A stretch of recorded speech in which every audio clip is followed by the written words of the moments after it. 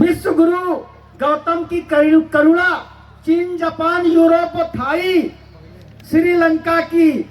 श्रीलंका में बोध वृक्ष महेंद्र संघमित्रा ने लगाई। चारुमती देवपाल ने जो नेपाल में अशोक की ज्योति जलाई। ये कई देश का लगा है संगम, जैसे वर्षों बिछड़ा मिला हो भाई, वर्षों बिछड़ा मिला हो भाई, वर्षों बिछड़ा मिला हो भाई।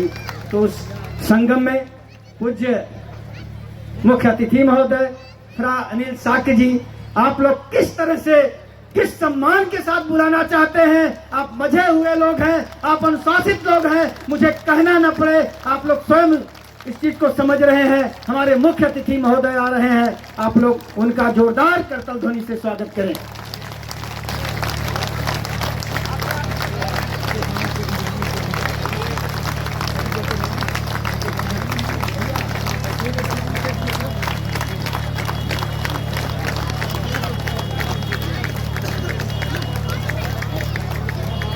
Hello,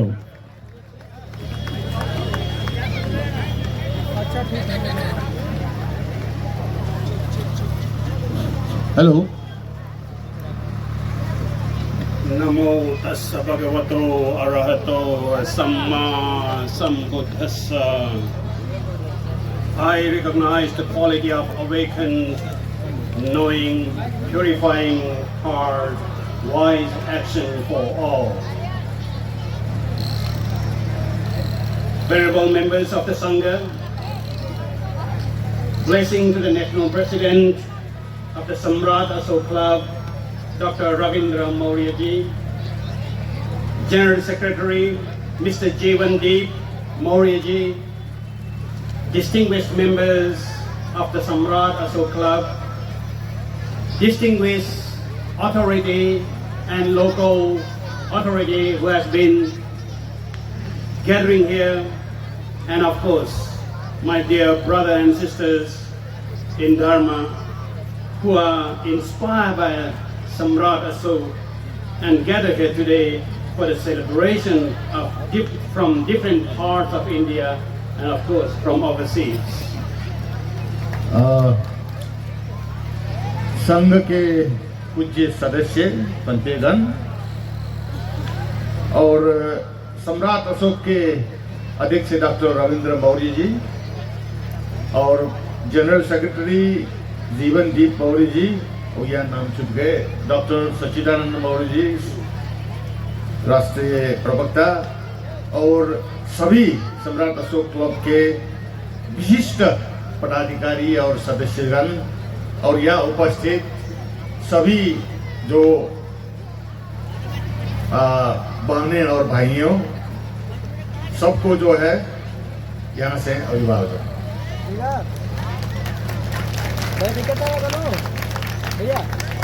First of all, I would like to ask everyone here who have been sitting and listening with a great patience. So please clap for yourself for your patience. अच्छा, आप लोग सब अपने आप के लिए ताली दीजिएगा, क्योंकि अब आप इतने देर से बहुत शांतिपूर्वक बस रहे हैं, और आप लोगों को अपने आप ही सम्मानित करने के लिए सब अपने ताली बजा दीजिएगा। This is a true evidence of Ashoka's legacy, the patience. ये जो आप लोगों का धैर्य है, वही जो है सम्राट अशोक का जो विशिष्ट वो धम्म का गुण है। So it is a profound emotion to stand here among all of you in Germania, Gazipur. I'm deeply touched by your kind invitation to participate and witness this auspicious occasion in Latvia. ये मेरे लिए बहुत ही भावुक समय है कि आप लोगों की निमंत्रण से मैं जर्मनिया गाजीपुर आकर आप लोगों के साथ ये बहुत ही विशिष्ट और पवित्र लटिया महोत्सव में सहभागी होने का अवसर मिला। When we use the word Mahotsav. We declare that this is no ordinary event. The prefix Moho or Maha in Pali signifies greatness. And witnessing the spirit of everyone gathered here from all over the country today in this gathering, I can see that this is a grand event indeed. जब भी हम महोत्सव का शब्द प्रयोग करते हैं और महोत्सव कहेंगे तो ये एक सामान्य घटना का घोषणा नहीं है। ये जो महा शब्द है वो महानता को जो है ये व्याख्या करता है, महा। और मैं यहाँ देख रहा हूँ कि आप लोग जब इतने संख्या में जमा होकर इतने धैर्यता का साथ इस महोत्सव में आप लोग जागरण हो रहा है, ये सही अर्थ में महोत्सव है। We gather here in the shadow of Latia monument. These stones are not merely archaeology. They are frozen history. They are silent witness to the golden age. Today, as your chief guest, I do not wish to speak only history. I want to speak about us. I want to explore how the spirit of Asok, Samrat Asok, can help us to solve the urgent problem of the 20th century of today's problem. यहाँ हम लठिया संपदा के नीचे छाया में जमा हो रहे हैं। ये जो लठिया सिर्फ चट्टान नहीं है, ये सिर्फ चट्टान से बना हुआ नहीं है, ये सिर्फ पुरातत्व का विषय भी नहीं है, ये बर्फ में जमा हुआ इतिहास का एक साक्षात्कार प्रमाण है। और वो जो हम देख रहे हैं बहुत मौनतापूर्वक, ये सुनौला जो गोल्डन एज, सुनौला जो हमारा युग था, उसका एक साक्षी है जो अभी शांतपूर्वक चट्टान बनकर जो खड़ा हो रहा है। आज आप लोगों के प्रमुख अतिथि के हैसियत से मैं इतिहास के बारे में ही बोलने का शौक नहीं है, इच्छा नहीं है। हम अपने आप के बारे में बोलना चाहते हैं। मैं सम्राट अशोक का जो स्पिरिट है, स्पिरिट को क्या कहते हैं, जो भावना है अथवा उसका जो सही विरासत है, उसके बारे में बोलना चाहता हूं। जो 21वीं शताब्दी का जो समस्या है वो सम्राट अशोक की विरासत को साक्षी मानकर कैसे समाधान कर सकते हैं, इसके बारे में हम आज व्याख्या करेंगे। I come from the kingdom of Thailand. To a geographer, Thailand and India are separated by the sea. And we have been far away each other. In order to fly over, it takes nearly over 3 hours. But to us, we are united by the word Buddha Bhumi, the land of awakened mind. For Buddhists overseas, all around the world, we call India Punya Bhumi, the land of marriage. मैं Thailand की राज्य अधिराज्य अथवा राज्य से आया हूँ। एक भूगोलविद के लिए थाईलैंड और भारत समुद्र से जुड़ा हुआ है अथवा समुद्र से छुटा हुआ है। जो समुद्र के पार के बुद्धिस्ट लोग अथवा हमारे लिए समुद्र से दूर किया हुआ है, लेकिन हम जुड़े हुए हैं। ये जो है बुद्ध भूमि के कारण हम लोग जुड़े हुए हैं।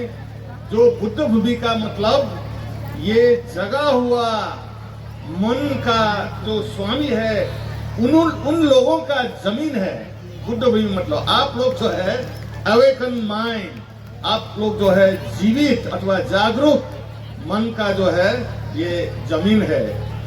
अब दूसरे विश्व के बहुत से बौद्ध लोगों के लिए इन भारत को जो है वो पुण्य भूमि कहते हैं। पुण्य भूमि मतलब ये जमीन यहाँ आकर जो है पुण्य आर्जन करते हैं। Therefore, when I step onto the soil of Uttar Pradesh, I do not feel like a guest. I feel like a leaf that was blown far away, finally returning to the fruit of the tree.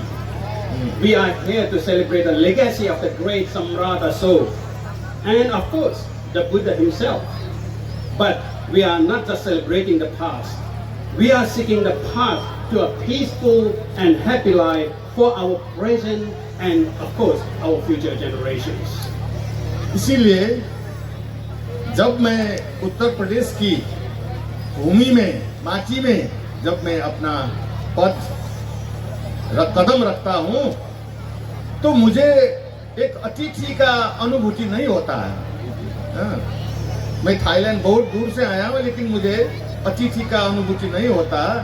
मुझे ऐसा लग रहा है कि एक बड़े पेड़ के जो पत्ता जो है हवा से उड़कर जो है बहुत दूर पहुंचा गया था, वो पत्ता फिर वापस आकर यही वृक्ष की छाया में आप पहुंचा हूं। अब जो है हम सम्राट महान अशोक की जो है विरासत को महोत्सव के रूप में मनाने के आए हैं। लेकिन वो इतना ही नहीं, सिर्फ भगवान बुद्ध का भी उत्सव का जो भावना लेकर आए हैं हम लोग। हम लोग सिर्फ बीते हुए बातों का जो है उत्सव मनाने नहीं आए हैं यहाँ। हम जो है भविष्य के लिए शांति और सुख समृद्धि के रास्ता ढूंढने के लिए हम यहाँ जमा हो रहे हैं। In fact, yesterday was Magha Purnima, and the day is very important in the Buddhist history. कल जो पूर्णिमा थी वो माघ पूर्णिमा कहते हैं, माघ महीना का पूर्णिमा। और ये पूर्णिमा, कल का जो पूर्णिमा है, हम बौद्धों के लिए बहुत ही महत्वपूर्ण दिन है।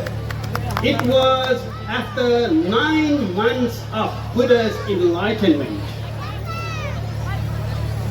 Buddha was in Veluvana Vihara in a Rajagriha, and his first group of disciples who was ordained by the Buddha himself, numbering 1,250 Arahata bhikshu, Arahata monks, went to see the Buddha without any notice, without any invitation. They just thought that they just missed the Buddha who was like a father, and they just went and saw the Buddha at the Veluvana. That is the very day was in Magha Puja.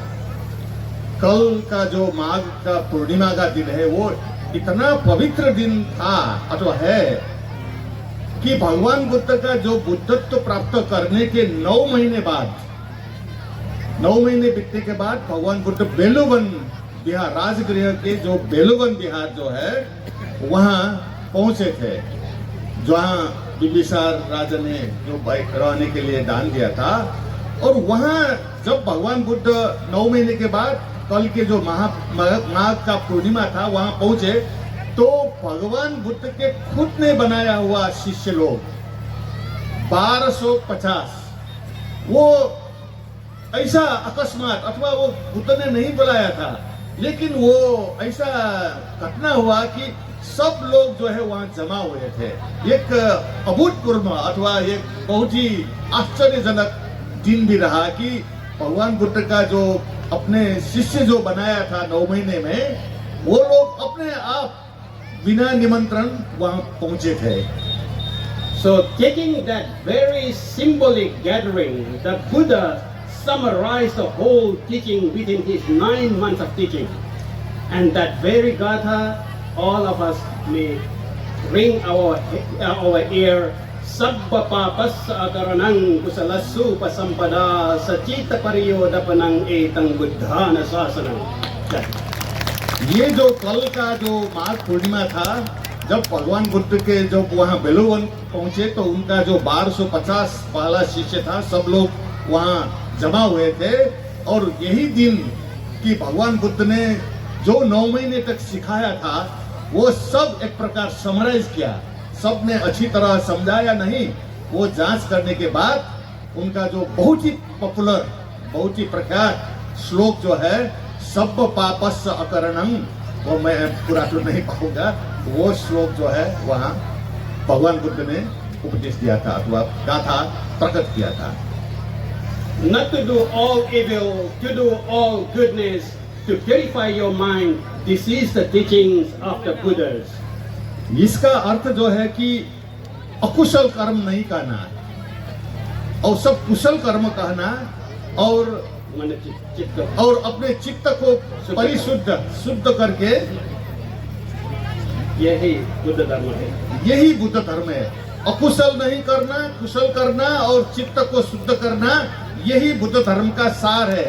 ये जो वाक्य वहाँ बेलूवन ने भगवान Buddha Which was on the Magha Purnima yesterday. जो ये माघ पूर्णिमा कल का दिन था, उस दिन का बहुत महत्वपूर्ण दिन रहा। And today I'm seeing all of you here from different parts of the India, coming here without invitations, coming here without kind of any purpose, just to see the Asoka, to enjoy the participate the celebration today. And then suddenly I just remember that very event, it was happened in the time of the Buddha. आज जो आप लोग यहाँ gather अथवा जमा हुए हैं, ये माघ पूर्णिमा के दिवस ये समझ सकते हैं कि आप लोगों को सम्राट अशोक ने एक एक करके निमंत्रण नहीं किया था। आप लोग अपने आप खुद जो है ये जानकर सब यहाँ जमा हो गए। तो ये जो उस माघ पूर्णिमा जो भगवान बुद्ध के जो महत्वपूर्ण दिन था, मुझे ऐसा लगा कि आप लोग यहाँ जो जमा हुए माघ पूर्णिमा के कल, ये बहुत ही बड़ा दिन रहा। Only different I saw is that in the time of Buddha it was 1,250 monks, but today we have 12,000 and we have 500. वो गुरु जी कह रहे हैं कि भगवान बुद्ध जब वो 9 महीने के बाद बेलून में जमा हुए थे तो 1250 भिक्षु लोग, अरहंत भिक्षु लोग जमा हुए थे, लेकिन आज मैं देख रहा हूँ कि उसका 10 गुना आप लोग जमा हुए हैं। 12,250 लोग जमा हुए हैं, ऐसा लग रहा है। To understand the value of the Dharma, we must first understand the suffering of the world. ये जो धर्म जो है, धम्म जो है, उसका मूल्य को पहचानने के लिए अथवा उसको जानने के लिए सबसे पहले ये जो संसार है, जो हम जीवन है, उसका दुख का बारे में समझना जरूरी है। We often romanticize the past. We think the time of the Buddha was a golden age of peace. It wasn't. The 6th century before Common Era was a time of tremendous turbulence. Kings stealing fathers for thrones, rigid caste line, and intellectual chaos. हम लोग ऐसा सोचते हैं कि भविष्य बहुत अच्छा रहा होगा। वहाँ जब अभी जो है ये ठीक नहीं है, पहले बहुत अच्छा रहा होगा, ऐसा नहीं था। हम जो समझते हैं कि भगवान बुद्ध के समय वो शांति और ये सुनौला अथवा सोने का जो है समय था, लेकिन ऐसा नहीं था, ऐसा नहीं है। जो 600 ईसा पूर्व का जो समय था, काल था, वो बहुत ही अशांति और विग्रह का समय था। उसमें राजा बनने के लिए राजकुमार अपने पिताजी को मारते थे, हत्या करते थे सिंहासन के लिए। और उस समय जात जो व्यवस्था था बहुत ही कड़ी थी। एक जाति दूसरे जाति को जो है नहीं, वो दुख देता था और बौद्धिक रूप से बहुत ही स्पष्ट नहीं था, अस्पष्ट था और कंफ्यूजन था। बहुत ही लोग जो है अलमल में थे। Does this not sound familiar? Look at our world in 2026. We see nations in conflict. We see a global crisis of mental health. We see a polarization of ideologies. The human condition was not changed. Only our weapons have become more expensive.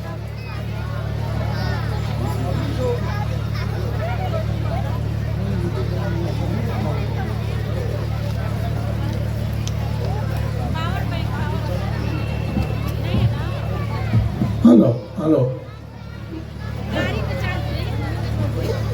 ये जो बात जो पहले भगवान बुद्ध के समय का जो बात किया, तो अभी भी ऐसा लग रहा है कि वो जान पहचान का समय था।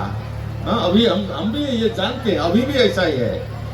देखें अब 2026 ये जो ईस्वी संवत है अथवा इस समय का संसार आ गया।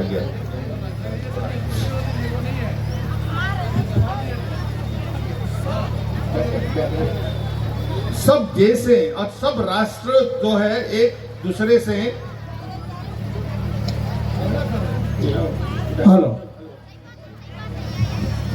झगड़ा कर रहे हैं, द्वंद्व में हैं। हम जो है मानसिक स्वास्थ्य में बहुत ही गहरा अथवा वैश्विक संकट में हम जो है रह रहे हैं। ये विचारों का जो है ध्रुवीकरण हो रहा है। हाँ, एक विचार दूसरे विचार से जो है द्वंद्व कर रहा है, टकरा रहा है, और जो मानवीय अवस्थिति है वो बुद्ध के काल से खास परिवर्तन नहीं हुआ है। परिवर्तन क्या हुआ है कि अब जो युद्ध करने का हथियार जो है उस समय से बहुत ज्यादा शक्तिशाली हथियार बन रहा है। It was in this crucible of chaos that two figures emerged to offer a radical alternative. Buddha, the world great physician, and Emperor or Samrat Asoka, the great administrator. They did not build a religion. They built a model for world civilization.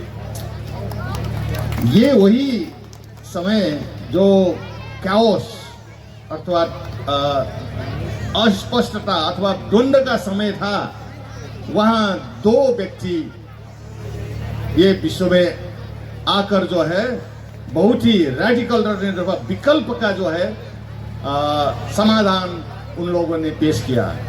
एक व्यक्ति एक doctor की तरह भगवान बुद्ध आदमी का जो दर्द अथवा आदमी का जो रोग निवारण करने वाला महान वैद्य बुद्ध, और सम्राट अशोक एक महान प्रशासक जो उसको लागू करने वाला। ये दो व्यक्ति उस समय प्रकट हुए। उन लोगों ने धर्म का निर्माण नहीं किया था, धर्म नहीं बनाया था। उन दोनों ने सभ्यता का एक खाका पेश किया था, मॉडल पेश किया था। Of course, the English term religion is sometimes not the right word to use in our context.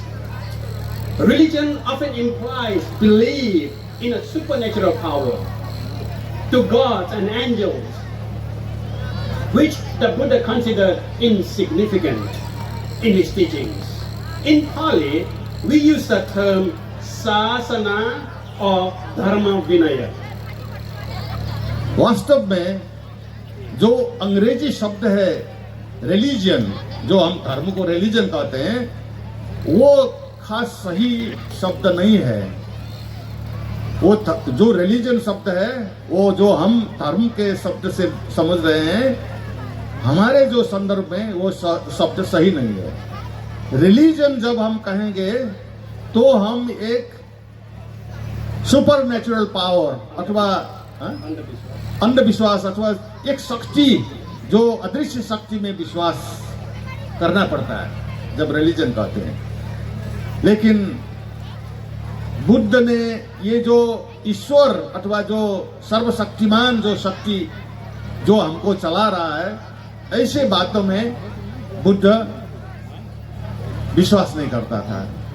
और पाली में धर्म अथवा रिलीजन को जो है उनने शब्द दिया शासना अथवा धम्म विनय। ये शब्द जो है बुद्ध धर्म को जो है धर्म की शब्द, ये शब्द It was yesterday. It was on the Magha Purnima. Buddha first used the word Etang Buddhana Sasanam. You see, this is the Buddha's teaching.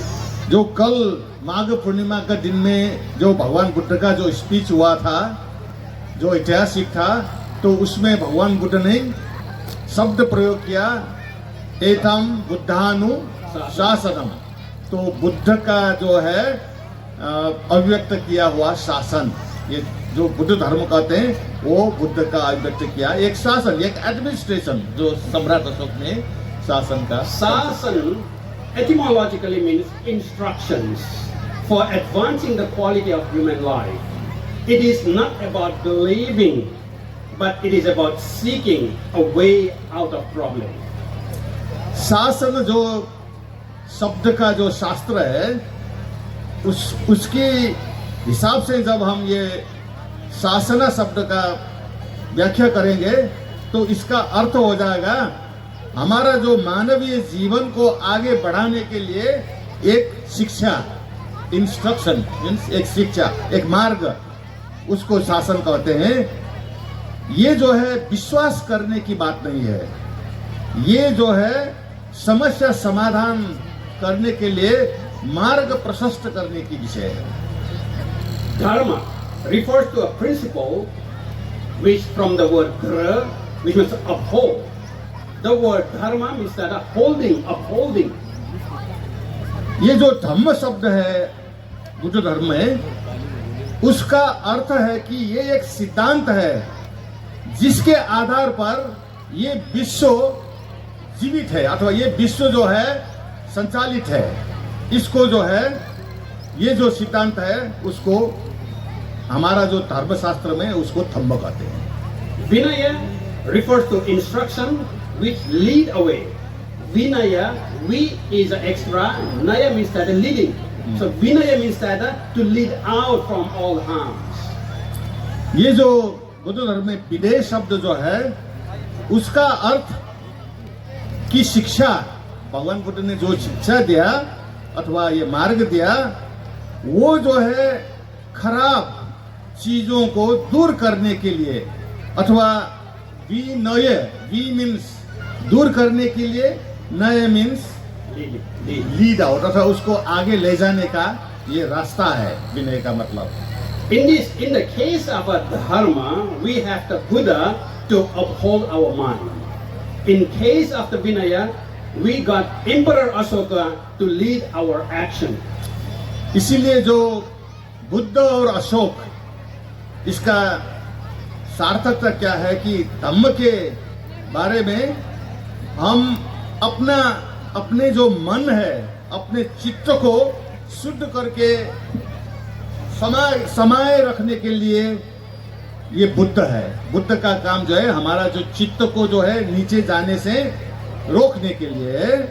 तो फिर सम्राट अशोक जो है उस प्रक्रिया को, उस मार्ग को जो है आगे ले जाने के लिए वो कार्य है अथवा उसका जो उसके माध्यम से आगे ले जाने का काम अशोक ने किया। So let us first look at the Buddha in modern international relations. We talk about soft power. I tell you, the Buddha perfected it 2,600 years ago. अब हम बुद्ध को जरा देखें।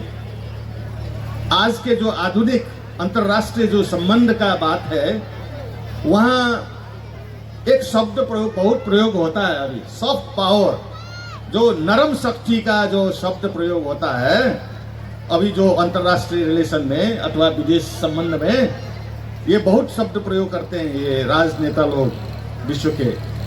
अब मैं जो कहता हूं कि बुद्ध ने 2600 वर्ष पहले वो नरम शक्ति का निर्माण किया था। वो परफेक्टली अथवा विशुद्ध ढंग से ये नरम शक्ति जो सॉफ्ट पावर कहते हैं, वो डिप्लोमेसी कहते हैं, वो भगवान बुद्ध ने जो है प्रशस्त किया है। Recall the dispute over Rohini River, which I already mentioned here, few of the speakers. When the Sakyas and Kolyas were about to wage war over water, the Buddha intervened. He asked, "O kings, what is the more valuable, this water or the blood of your kinsmen?" When they replied that blood was more valuable, he then asked, "Then why destroy the invaluable for the sake of valuable?" This is the essence of resource diplomacy through dharma. It shifts the focus from resource to responsible, to share community, share humanity, sorry. एक जो ऐतिहासिक घटना आप लोगों ने सुना होगा भगवान बुद्ध के समय में, ये जो शाक्य और कोलियों अथवा कपिलवस्तु और रामग्राम के बीच में जो एक नदी बहती थी, वो रोहिणी नदी है, उसके पानी को लेकर, उसको पानी सिंचाई में ले जाने के लेकर शाक्य और कोलियों में लड़ाई छिड़ गया था पानी के लिए।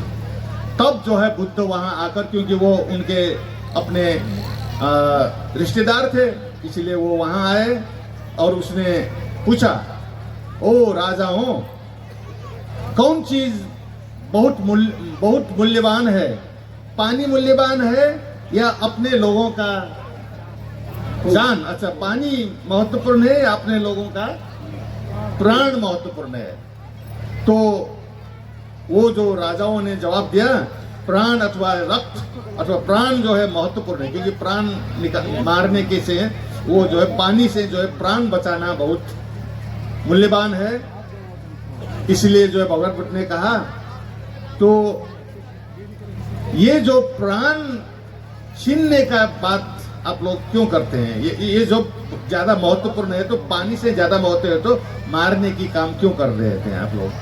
तो ये जो बात है, ये धम्म के मार्फत एक स्रोत का एक डिप्लोमेसी, रिसोर्स डिप्लोमेसी, ये जो प्राकृतिक स्रोत पर जो दो देश, दो राज्य जो लड़ रहे हैं, उसको समाधान करते हैं, तो इसको जो है भगवान बुद्ध ने ये धम्म के मार्फत कैसा दो राज्य प्राकृतिक स्रोत के लिए जो झगड़ा होता है उसको कैसा समाधान किया जाता है, तो उस समय भगवान बुद्ध ने उसको सुलझाया था।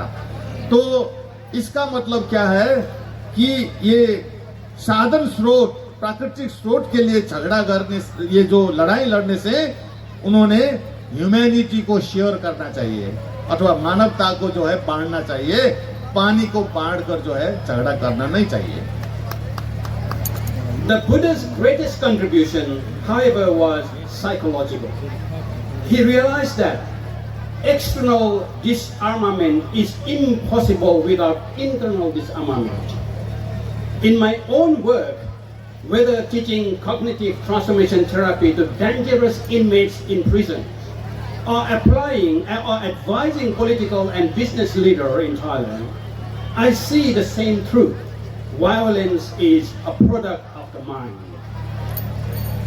अब बुद्ध का जो है सबसे बड़ा योगदान जो है वो भौतिक से ज्यादा एक मनोवैज्ञानिक विषय, मनोविज्ञान का विषय है।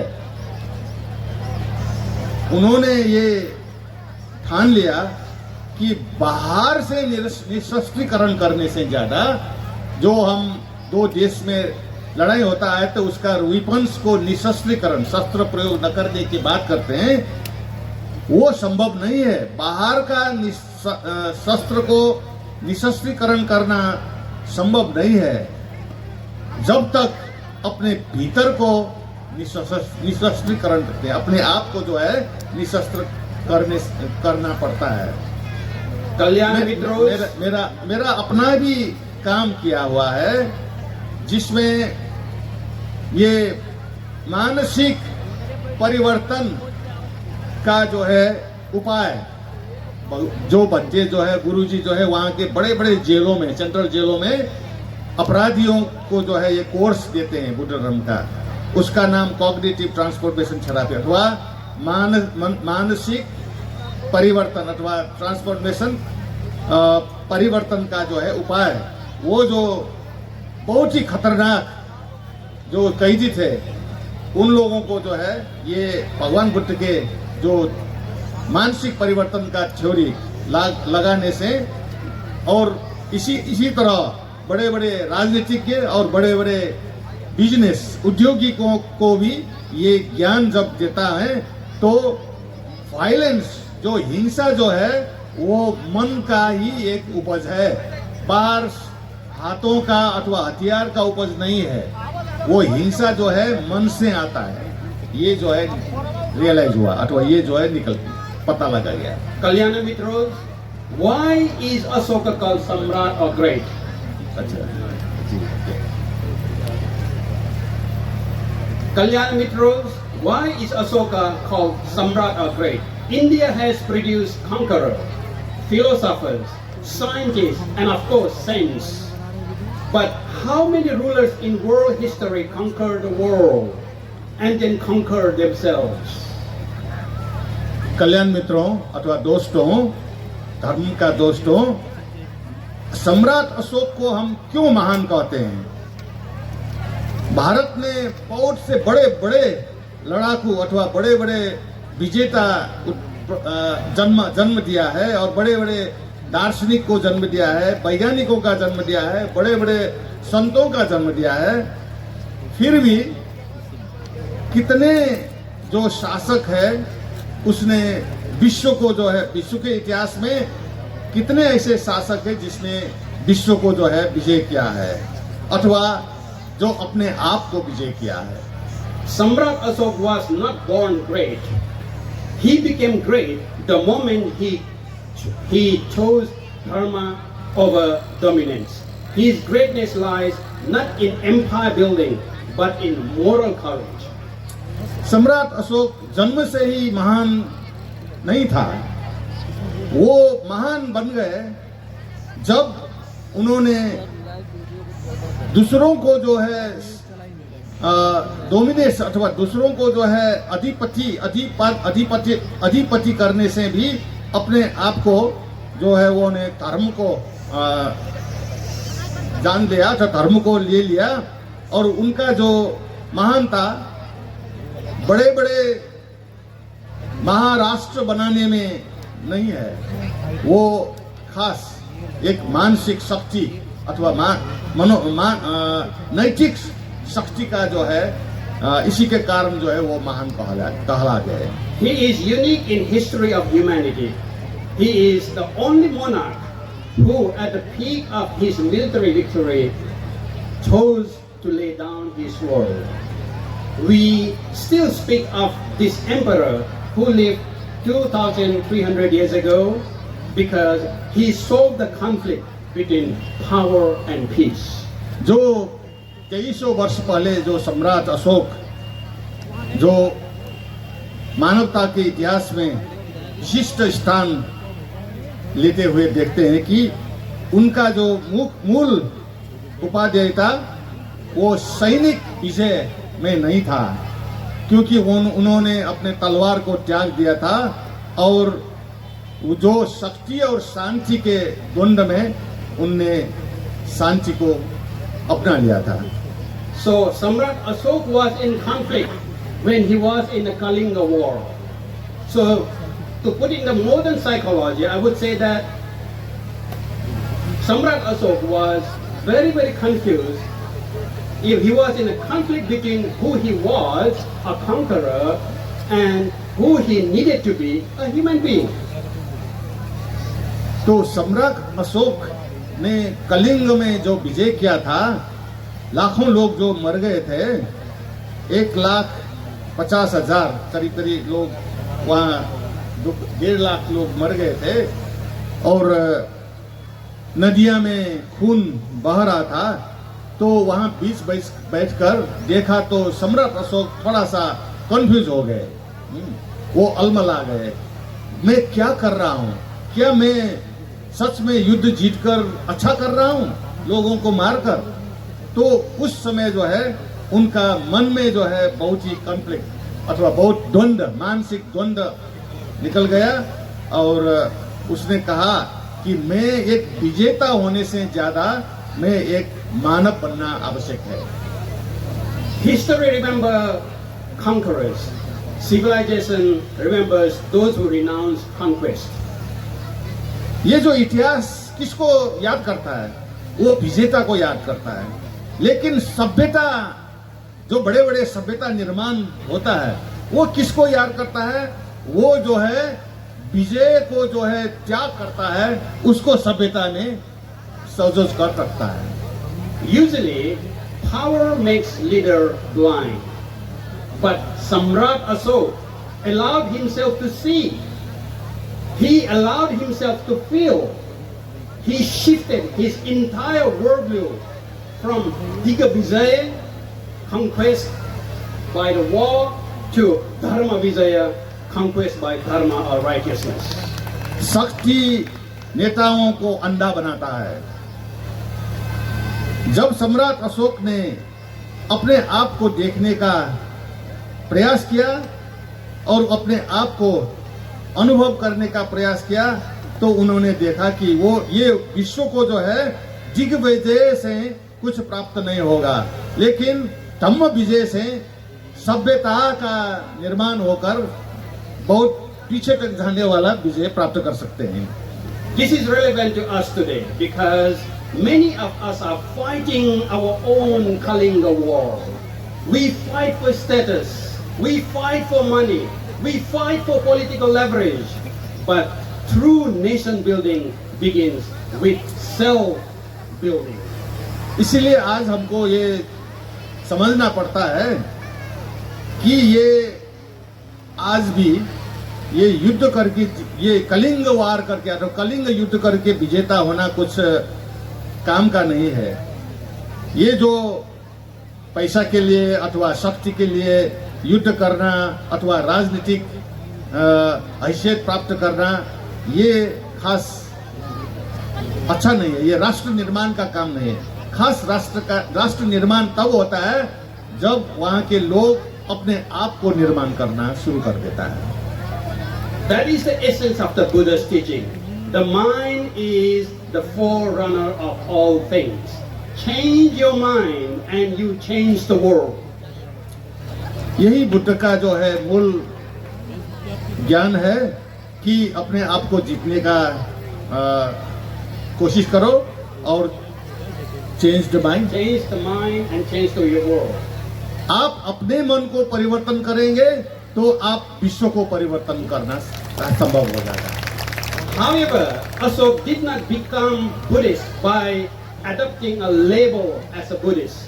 He internalized the teachings.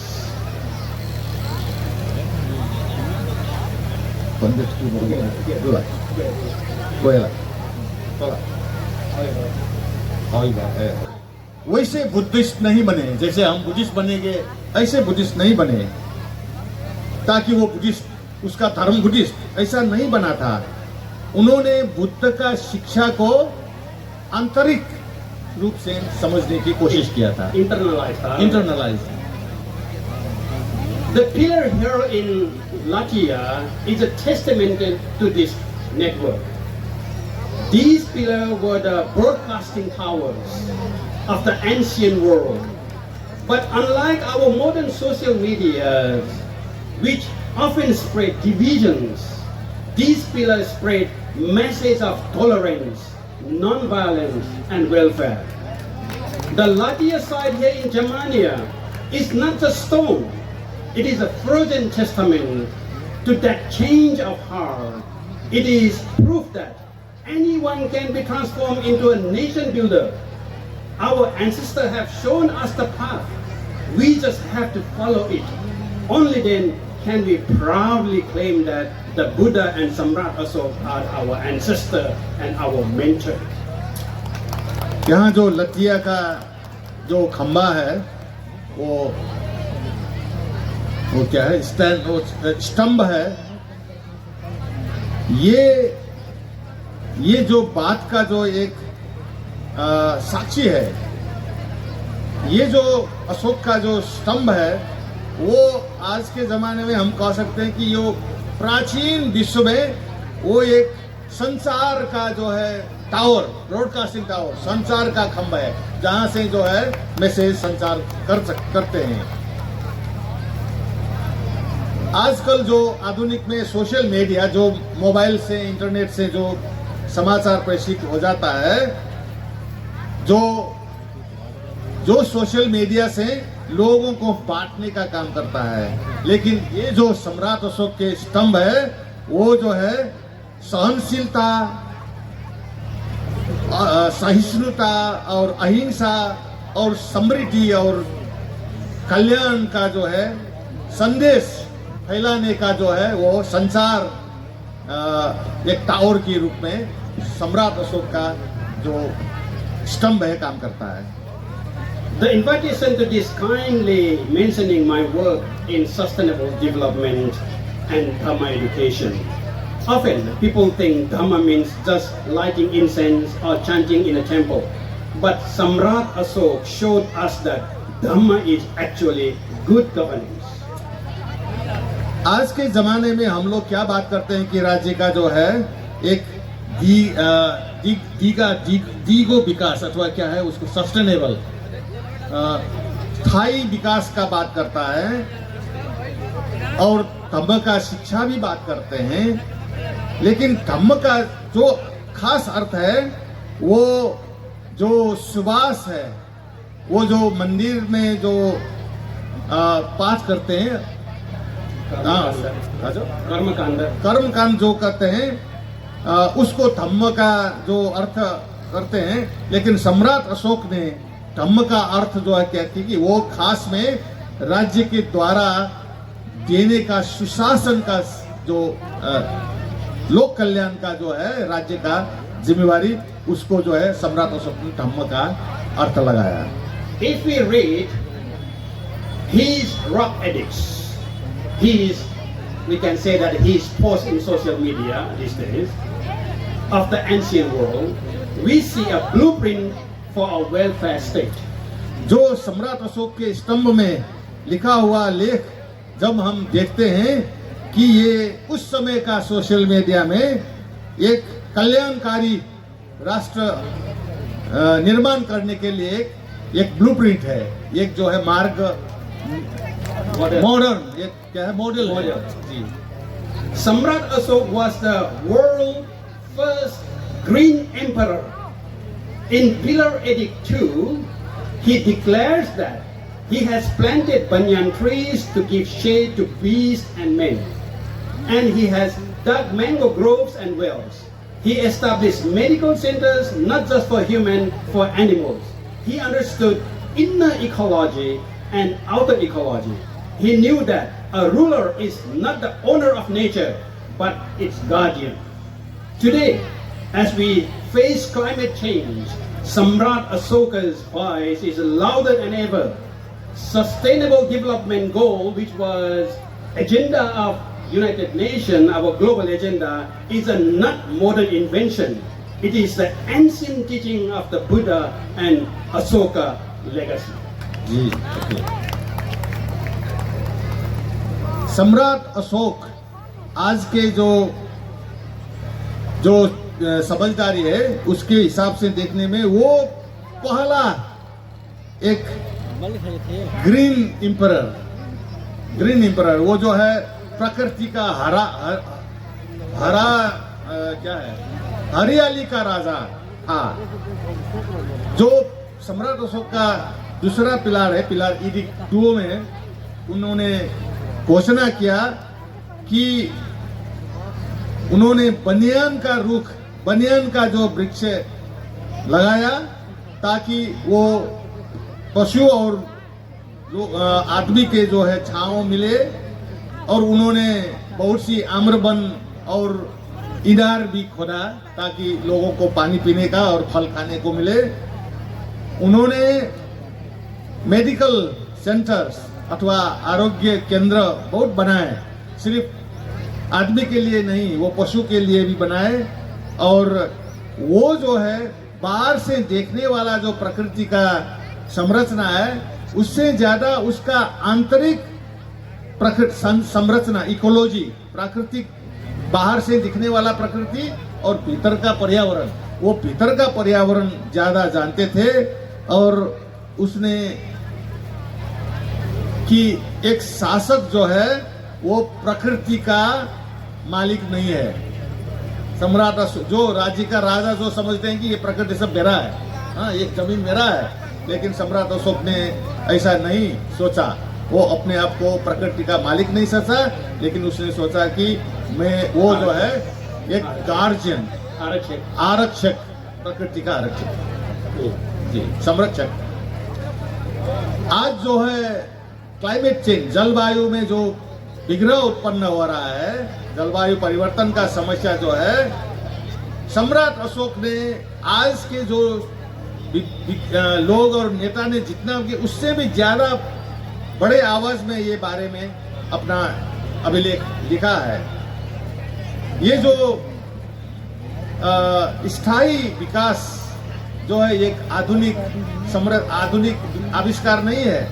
ये भगवान बुद्ध और सम्राट अशोक ने ये जो स्थायी विकास का धारणा उस समय सही अर्थ में दिया हुआ था। In fact, the very term Dharma Chakra Pravatana can be translated etymologically as sustainable development in action. First, proclaimed by the Buddha at Sarnath, which is not far away from Jamaica, and it was transformed by Samrat Ashok into nation building policy. In the Lumbini pillar in Nepal, Ashoka clearly strived that one who realized the potential of the Buddha should give up violent sacrifice. Bali. Means that no, Bali means that a sacrifice. No sacrifice anymore. And follow the noble eightfold path. Kate attabhagiyecha. Follow the noble eightfold path. So this is the very remarkable post which Samrat Ashoka scribed in Lumbini, which I saw here was wrongly interpreted because we were led by all these Westerners' ideas, and it was says that Upali Kate Attabhagiyeja, which means that instead of Ashoka asked people to give tax to King Ashoka 1 out of 8, which formula not existed in any ancient text, be in a Arthashastra, be in a Kautilya, be in no formula of 1 out of 8. So it is nothing about the tax. It is about stop the killing, stop the sacrifice, and follow the eightfold noble path. अच्छा, ये नए बात गुरुजी कह रहे हैं।